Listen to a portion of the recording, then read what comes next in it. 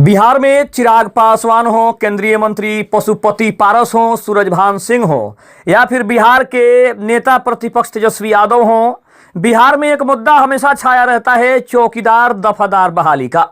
लेकिन आपको बता दें कि एक समय ऐसा भी था जब पशुपति पारस, सूरजभान सिंह जैसे तमाम नेताओं ने भी आश्रितों की बहाली की मांग की थी।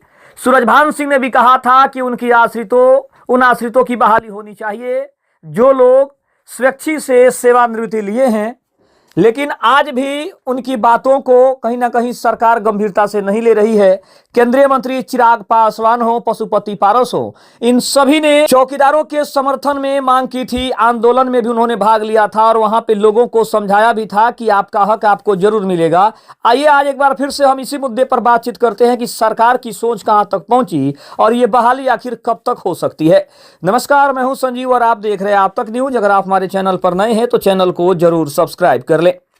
बिहार में चौकीदारों और दफादारों के समर्थन में कभी पशुपति पारस और सूरजभान सिंह जैसे नेता भी सामने आए थे। बिहार के चौकीदार दफादार पिछले कई महीनों से गर्दनी बाग धरना स्थल पर अपनी मांगों को लेकर बैठ जाते हैं। उनकी मांग है कि पूर्व की प्रक्रिया के तहत चौकीदार दफादार के आश्रितों को सरकारी नौकरी जो है उसको उपलब्ध कराई जाए। इसके अलावा जिन लोगों को सेवा मुक्त कर दिया गया है उन्हें पुनः सेवा में वापस लिया जाए। चौकीदारों और दफादारों की मांग के समर्थन में पूर्व केंद्रीय मंत्री और राष्ट्रीय लोक जनशक्ति पार्टी के अध्यक्ष पशुपति पारस चौकीदारों दफादारों के धरना पर भी स्थल पर पहुंचे थे। इस मौके पर उनके साथ पूर्व सांसद सूरजभान सिंह भी मौजूद रहे थे। मौके पर सूरजभान सिंह ने यह भी कहा था कि 1990 में पूर्व मुख्यमंत्री जगन्नाथ मिश्रा ने चौकीदारों और दफादार के लिए जो हक दिया था वह इन लोगों को मिलना चाहिए। उनकी पेट से जुड़ा हुआ मामला है। उनका कहना था कि लोग रात भर जाग कर सेवानिवृत्ति के लिए अपनी मांगों के लिए रात भर जगते हैं, बिना खाए पिए भूखे पेट रह के सरकार से अपनी मांग करते हैं, लेकिन सरकार अभी भी बेसुध पड़ी है, उनकी मांगों को सुना नहीं जा रहा है। और साथ साथ उन्होंने ये भी कहा था कि ये सभी रात भर जग कर लोगों को सुरक्षा देते हैं, जागते रहो बोलते हुए लोगों को सचेत करते हैं। इनका हक इन्हें वापस मिलना चाहिए क्योंकि बरसों से यह लोगों को सचेत करने की परंपरा का पालन करते आ रहे हैं। सूरजभान सिंह ने ये बात कही थी। चौकीदार दफादार संघ के प्रदेश कोषाध्यक्ष धर्मेंद्र कुमार ने कहा था कि साल 1990 में सरकार ने उन लोगों को सरकारी कर्मी का दर्जा दिया। इस समय यह नियम था कि ऐच्छिक सेवानिवृत्ति के बाद उनके परिवार के सदस्य को पिता की नौकरी मिल जाती थी। चौकीदारी दफादारी उन लोगों की पुरानी परंपरा रही है। साल 2014 में ऐच्छिक सेवानिवृत्ति के बाद आश्रितों की नौकरी के लिए कई आवेदन आए। सेवानिवृत्ति लोगों के आवेदन मांगे गए और कई लोगों का योगदान भी कराया गया। सरकार ने वेतन भुगतान भी किया और अचानक से सभी को सेवा से बाहर कर दिया। अब उनकी मांग थी कि सभी को सेवा में पुनः बहाल किया जाए और आश्रितों को नौकरी देने की बरसों से जो आवेदन लंबित है उसे पुनः बहाल किया जाए। आपको बता दें कि आजादी के समय इन लोगों को 2 रुपये का वेतन मिलता था। वहीं इस मौके पर पूर्व केंद्रीय मंत्री पशुपति पारस ने कहा कि चौकीदार और दफादार पासवान समाज से होते हैं। आजादी के पहले से चौकीदारी की परंपरा चली आ रही है और इसमें अंग्रेजों ने भी पासवान समाज को हक दिया था।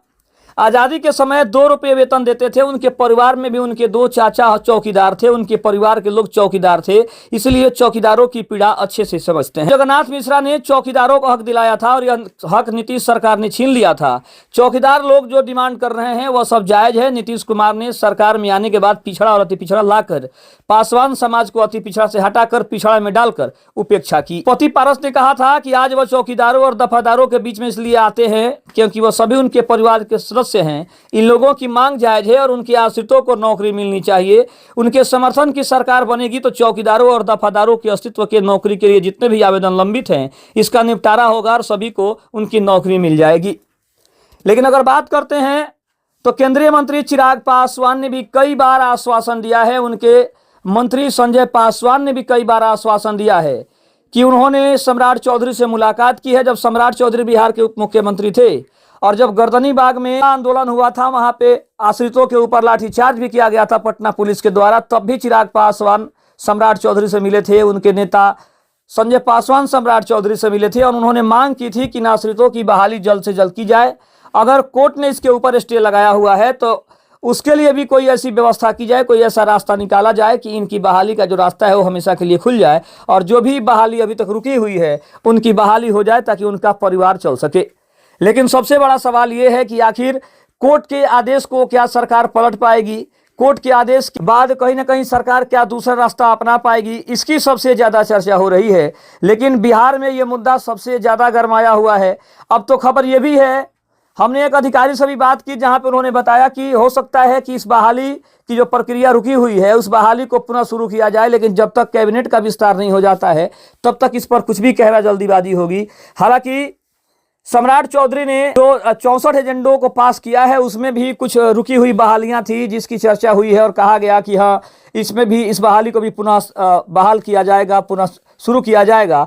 लेकिन चौकीदार दफादारों पर ज़्यादा बातचीत नहीं हुई। हालांकि इशारों में ये बात जरूर हुई कि जो भी कुछ बहालियां बिहार में रुकी हुई हैं, जो लंबे समय से लंबित हैं, उन बहालियों को भी पुनः शुरू किया जा सकता है। लेकिन ये कब तक शुरू किया जा सकता है इसकी चर्चा नहीं हुई, इसका कोई तारीख इसकी जो है वो निर्धारित नहीं की गई है। लेकिन इस बात की चर्चा है कि बहुत ही जल्द चौकीदारों और दफादारों की बहाली का भी रास्ता खुल जाएगा, क्योंकि केंद्रीय मंत्री चिराग पासवान ने भी आश्वासन दिया है और वो सम्राट चौधरी के सबसे ज़्यादा करीबी हैं। इसके अलावा लखनदर पासवान ने भी कहा था कि भले ही वो अभी किसी पद पर नहीं है लेकिन उसके बावजूद भी वो चौकीदारों दफादारों की बात करते हैं, उनके हक की लड़ाई अभी भी वो लड़ रहे हैं और उन्हें उम्मीद है कि उनकी बातों को सुना जाएगा। और सम्राट चौधरी जो कि बिहार के नए मुख्यमंत्री हैं वो इस बात को अच्छे से समझ रहे हैं कि जब तक चौकीदारों दफादारों का मुद्दा नहीं सुलझ जाता है तब तक कहीं ना कहीं आने वाले समय में सरकार को भी काफ़ी ज़्यादा परेशानियां हो सकती है, क्योंकि पासवानों की संख्या काफ़ी ज़्यादा है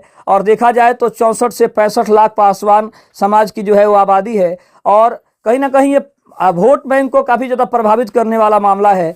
तो इसमें सभी नेता मिले हुए हैं, सभी ने ये माना है कि इनकी बहाली को जल्द से जल्द जो है पुनः बहाली शुरू किया जाए, क्योंकि नेता प्रतिपक्ष तेजस्वी यादव ने भी इन वोट बैंक पे अपना नज़र बनाया हुआ है और दूसरी तरफ देखें तो विपक्ष भी चाहता है कि इन बहाली को जल्द से जल्द शुरू किया जाए। अब क्रेडिट लेने की बात अगर हम करें तो सरकार में सभी लोग चाहते हैं कि इसका क्रेडिट उनको मिले और क्रेडिट ये तभी मिलेगा जब इनकी बहाली पुनः शुरू होगी और उन आश्रितों को उनका हक मिल जाएगा, तब जाकर कहीं ना कहीं उनका जो सपना है और उनकी जो लंबे समय से लड़ाई जो चलती आ रही है उस पर कहीं ना कहीं विजय प्राप्त हो सकता है। लेकिन सबसे बड़ा सवाल यही है कि आखिर इनकी बहाली कब होगी, इनकी बहाली शुरू करने की जो प्रक्रिया है वो सरकार कोई रास्ता दूसरा निकालेगी या फिर पारदर्शी बहाली होगी, क्योंकि कहा तो ये जा रहा है कि इसमें जनरल कैटेगरी के लोग भी अब फॉर्म भर सकते हैं, बहाली में भाग ले सकते हैं।